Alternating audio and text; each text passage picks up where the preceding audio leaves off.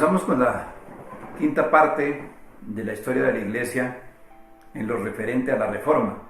La Reforma fue una época que comenzó con la aparición de John Wycliffe y terminó prácticamente 2 siglos después con el teólogo de la Reforma, que fue Calvino. ¿Qué era la reforma de qué? Nos preguntamos, o en razón de qué era la Reforma. Los reformadores, Calvino, Juan Hus, Lutero y tal vez Knox, lucharon contra las ostentaciones del clero, contra el abuso doctrinal del clero, contra la persecución de la verdad de la palabra de Dios.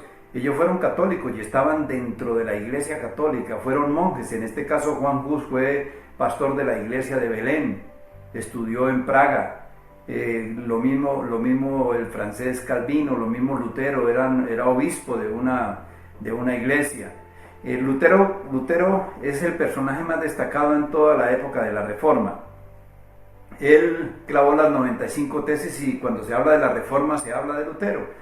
Él clavó las 95 tesis, el reformador por excelencia, el más conocido de todos, y clavó las 95 tesis y fue de la misma manera contra los abusos del papado en la época.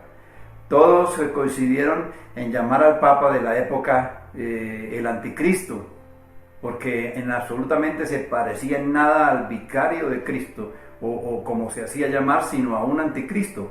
Sus herejías, porque eran una herejía y unos bacanales sexuales y unas tragedias morales que incluía prostitución, como la que hacía Juan 23, de contratar más de 100 prostitutas después de cada concilio. Fueron tiempos que la historia los narra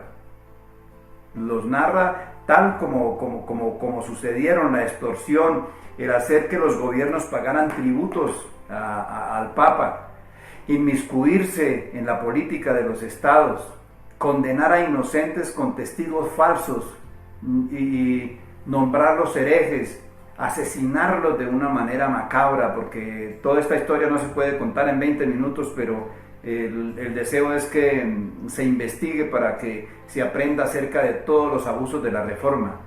El andamiaje dogmático, la venta de indulgencias, el negocio al que llamaron la simonía, que era vender puestos dentro de la iglesia a personas que ni siquiera conocían la verdad. Estos hombres se caracterizaron, todos ellos: Wycliffe, la estrella matutina de la Reforma; Lutero, el reformador por excelencia; Calvino, el teólogo francés; y Juan Hus, por ser personas supremamente doctas, gente que conocía la doctrina, gente que estaba rodeada de personas prestantes, de reyes, de ricos acaudalados. Eran personas que tenían un conocimiento profundo y eran pastores de las iglesias. Y ellos se rebelaron contra la doctrina papal, de frente, sin temores, con valentía. Lo que hoy tenemos, la posibilidad que hoy tenemos de tener la Biblia en nuestras manos, fue en razón a esas épocas que vivieron. Yo quiero honrarlos a todos, mi respeto a todos, a la estrella matutina de la Reforma, que fue Wycliffe, a Lutero, el reformador por excelencia, y a Calvino, de quien aprendo y a quien estudio todos los días, y sé que no solo yo, sino muchas personas que deciden mantenerse en la verdad de las doctrinas de la gracia y las doctrinas que postuló Calvino, que permanecen hasta hoy. Estoy agradecido con todos ellos, pero quiero hacer énfasis o concentrarme más en esta enseñanza en la vida de un reformador. Fue llamado el padre de la Reforma, de un checoslovaco nacido en Bohemia y estudiado en la Universidad de Praga, y pastor en Praga de la iglesia de Belén, que reunía cerca de 3.000 personas. Un hombre inteligentísimo y discípulo de John Wycliffe, que escribió muchos libros y peleó por las mismas cosas, por el derecho a acercarse a la palabra de Dios, por sacar la doctrina de las catacumbas donde la tenía sumergida el papado, con todos sus desafueros, sus violaciones, su terrible moral, su prostitución. A veces cuando estoy mirando este estudio de la Reforma, no puedo evitar recordar a los reyes la época de los reyes del Antiguo Testamento. Sucedían las mismas cosas, perseguían la idolatría, tentaban a Dios, renegaban de Él, se apartaban muchas veces de la doctrina, se asemejan mucho a lo que es la era papal, y puedo casi decir o estar seguro de que esta época del oscurantismo y la época papal, con todos sus abusos, fue peor aún que la época de los reyes. Y esto es parte de la iglesia. Pero cuando hablamos de Juan Hus, hablamos de un hombre de carácter, de un hombre inteligentísimo, reconocido por todos los círculos papales y aún por el rey de Hungría, quien acompañado de dos nobles que eran amigos de él, invitó a Juan Hus a un concilio en Constanza en el 1414 y le garantizó que sus tesis fueran defendidas ante ese concilio. Sus amigos fueron y hablaron con Hus y le dijeron que tenía la oportunidad verdaderamente de ir a defender sus tesis ante el concilio. Y aunque él les tenía alguna desconfianza, quiso ir. En un momento lo persuadieron a que fuera, ellos lo iban a acompañar, no lo iban a dejar solo, y de pronto en algún momento Juan Hus vio la gran oportunidad de defender su tesis como el que tiene conocimiento de la palabra y no tiene temor de que le pregunten lo que quieran preguntarle. Él estaba en la capacidad de pronto de hacer entrar en conciencia a todos aquellos obispos, pero sin embargo se sabía que iba a morir. Muchos de ellos estaban seguros de que no lo iban a oír, que lo iban a matar, que lo iban a asesinar. Sin embargo, terminaron de persuadirlo y él fue a reunirse en el concilio de Constanza. Gobernaba para el imperio católico romano Juan XXIII, un papa que deja muchas cosas que desear, la historia lo dice. Y tan pronto llegó, no le permitieron entrar, sino que fue apresado por orden del Papa Juan XXIII. Él después negó que había sido él, pero después ratificó y dijo, sí, yo fui el que lo mandé a apresar. Antes de que iniciara el concilio en junio de 1414, lo mandaron a apresar y lo colocaron en una celda agarrado de los grillos, así como Pablo cuando lo pusieron preso. Solo que esta celda era una celda podrida, húmeda, llena de ratas, y él se empezó a enfermar y a enfermar. Programaban el concilio para un tiempo después decían que no se podía hacer el concilio y le tomaron el pelo, y él entre tanto se enfermaba y adelgazó y se enfermó tanto que no era capaz de resistir ni las cadenas que tenía en sus brazos. Ya en el 1415, en julio, decidieron hacer el concilio, y cuando llegó Juan al concilio, cuando llegó Hus al concilio, prácticamente no podía sostenerse en pie. Sin embargo, sus amigos no lo pudieron acompañar como estaba previsto que lo acompañaran en el concilio, sino que lo dejaron con más de 200 obispos que le hacían preguntas acerca de sus escritos y le pedían que se retractara de la misma manera que lo hicieron 100 años después con Lutero, que se retractara de todas las tesis que él tenía, de la doctrina que él tenía, de las acusaciones de Juan XXIII como el anticristo, de todo lo que hablaba de las orgías que hacían ellos y de todas las barbaries que hacían los papas, de la venta de títulos de obispos y de cardenales, que se retractara de ello, a lo cual les dijo que no se podía retractar porque lo que él había dicho era cierto. Pero tan pronto comenzaba a hablar, dice la historia que todos empezaban a gritar y no le permitían defenderse, que le hacían preguntas directas, y cuando él iba a responder con razones, simplemente le decían que tenía que responder sí o no, no se podía defender. Hacían algarabía y aplazaban el concilio y lo postergaban 2 días más y volvían y lo metían otra vez a la celda, hasta deteriorarlo completamente, que no podía mantenerse en pie para defenderse. No sé dónde he oído de tanta desgracia y tanta injusticia. No sé dónde, pero siempre la ha habido, mi estimado hermano. Ahora, cuando él trató de defenderse por última vez en julio del 1415, prácticamente hubo un alboroto, lo trataron de hereje, rompieron y quemaron sus libros, lo cogieron de los cabellos y lo sacaron y lo arrastraron por toda la ciudad de Constanza. Lo amarraron a un palo a la orilla del camino, pusieron leña bajo sus pies, encendieron una hoguera, lo quemaron, se burlaron de él, le cortaron sus cabellos y lo incineraron en la hoguera. No bastándoles esa barbarie, sacaron su corazón y lo pusieron en las llamas hasta que lo incineraron. Escupieron sus cenizas y después las botaron al río.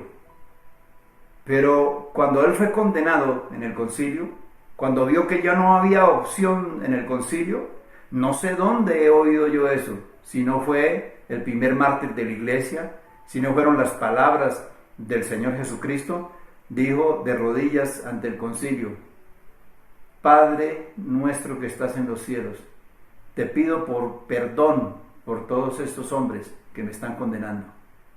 Hay una parte de la historia, en algún lugar la oí, donde se decía que Juan Hus, siendo quemado, cantaba himnos en la hoguera, y atribuyeron a que al quemarse los nervios ya no tenía ningún dolor. Yo no creo eso, yo creo que más bien le sucedió lo que le sucedió a Esteban cuando fue apedreado. Esteban, cuando fue apedreado, dice que levantó los ojos al cielo y su rostro era como el de un ángel, porque el Señor prometió estar con todos nosotros y no dejarnos tentar más allá de donde podemos soportar. Y a mí se me ocurre que Esteban vio los cielos abiertos y pidió perdón y dijo y repitió las palabras del Señor Jesucristo cuando dijo: Padre, perdónalos porque no saben lo que hacen. Él lo repitió exactamente las palabras que dijo el Señor en la cruz.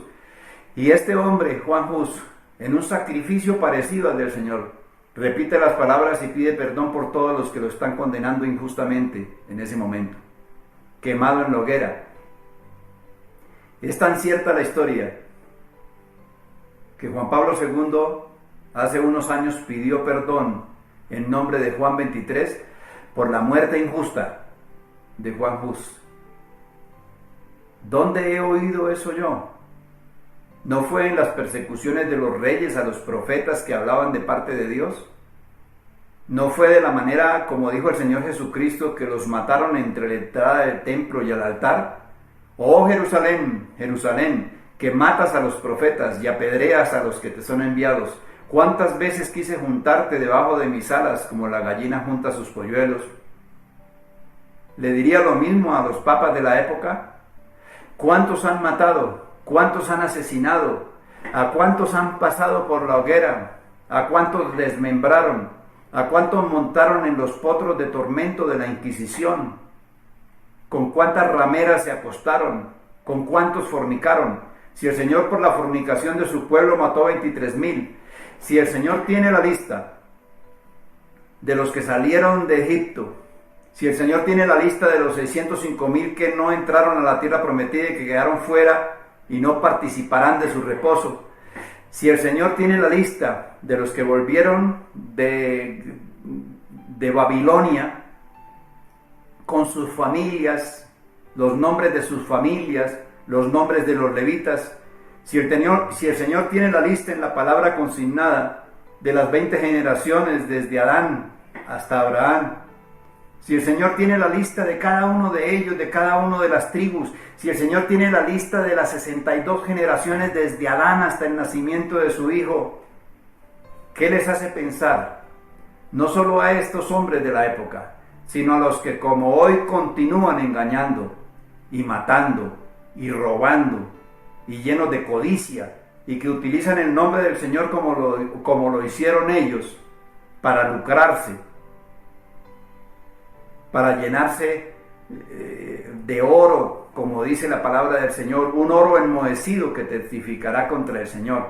La época de la Reforma fue tremenda y no alcanzamos a decir nada de todas las cosas terribles que sucedieron, de la muerte de más de 2000 puritanos predicadores que no se les permitía acercarse a una ciudad, que murieron en las afueras de la ciudad porque menos de 2 kilómetros de un pueblo, de una aldea no podían acercarse, que predicaban la verdad. Santos hombres de Dios que murieron y ni siquiera fueron sepultados, quedaron insepultos y los gallinazos se comieron sus carnes. Hombres que murieron por predicar la palabra del Señor. No es igual a como dicen algunos historiadores y algunos exégetas bíblicos, que el peor rey de Israel en esa época de los reyes, Manasés, que le sacrificaba a sus hijos al fuego de Satanás, sus propios hijos, metió a Isaías, como lo dice 11:37 de los Hebreos, y lo aserró, lo metió entre 2 tablas y lo mató, al hombre que fue consejero de 4 reyes, al que los instó, al profeta mesiánico por excelencia, al que traía la verdad. Nunca ha sido diferente, nunca ha sido diferente. Esta época de la Reforma fue una época de crueldad y el Señor tiene los nombres de cada uno de ellos y de cada uno de sus homicidios, y se levantarán el día en que Cristo venga para ser juzgados cada uno por las cosas que están escritas en los libros de sus vidas. Cada fornicación, cada asesinato, cada adulterio. Entremos en colación. ¿Qué le hace pensar a los falsos predicadores y a los falsos maestros de hoy en día, que utilizan la iglesia para llenarse de riquezas, que mienten acerca de la verdad de Dios, que no hablan del verdadero Cristo de la Biblia, que son pseudopredicadores y maestros que engañan y viven en el error de Balaán detrás de las riquezas? ¿Qué le hace pensar que sus nombres también estarán en la lista de aquellos que se levantarán al final creyendo que le habían servido a Dios, mas el Señor le dirá: apartados de mí, malditos hacedores de maldad? La Reforma, mi estimado hermano, la Reforma fue un tiempo terrible, que está consignado en las Escrituras, y vamos a seguir mirándolo. Está consignado en las Escrituras. Después de John Wycliffe vino este hombre, Juan Hus. Se llamó el padre de la Reforma. Él pagó con su vida, fue un sacrificio parecido al del Señor, y las palabras que repitió fueron parecidas a las del Señor, y hasta hoy retumban en los oídos de la iglesia de hoy. La muerte de Juan Hus. Si el Señor recordó la muerte de Abel y dijo que la de Cristo era una sangre que hablaba mejor que la de Abel, ¿se acordará de la sangre de Juan Hus? ¿Se acordará de la muerte de los puritanos? ¿Se acordará de todos los que murieron en los potros de la Inquisición? ¿Se acordará de todas las personas que conducen al infierno con mentiras, con dogmas? La Reforma fue un tiempo terrible, mi estimado hermano. Del 1300 al 1550. Pero bueno, ¿qué sucedió después de la Reforma entonces? Ya se permitió que la Biblia fuera leída, ya no era exclusividad de los jerarcas, que por más nunca la leyeron, solo la escondieron. Pero ahora el pueblo tenía acceso después de la Reforma. Eso fue lo que se consiguió, que se pudiera imprimir la Biblia en los idiomas en que las personas lo pudieran leer, en inglés, en alemán, en español, que ya no fuera la Biblia que tenían oculta ya ellos, sino que llegara a cada casa, a las manos de cada persona, que hiciera su propia interpretación. Pero también se les olvidó que la Biblia no es de interpretación privada, que hay que hacer una exégesis correcta de lo que hablaban ya los reformadores. Aún Agustín del siglo IV ya hablaba de hacer una exégesis, un estudio serio de las Escrituras, un estudio responsable de las Escrituras. Entonces vinieron las interpretaciones privadas, y no se sabe si era mejor que estuviera oculto o que un indocto interpretara la Escritura. Y después de la Reforma comenzó la época de esta iglesia más reciente, desde el 1600, estos 400 años de la iglesia. Y vamos a ver en la próxima parte qué sucedió después de la Reforma. ¿Qué fue la Contrarreforma? ¿Qué fue la persecución, a grosso modo, de la Santa Inquisición, de la llamada Santa Inquisición? ¿Dónde aparecieron los grupos carismáticos? ¿Qué es hoy el neopentecostalismo? ¿Cómo se expandió la iglesia después de la Reforma? Si verdaderamente la Reforma fue aplicada como debe ser, o resultó en otro desastre más que estamos viviendo hasta el día de hoy. Que el Señor les bendiga. Gracias. Los invito a la sexta parte de esta enseñanza.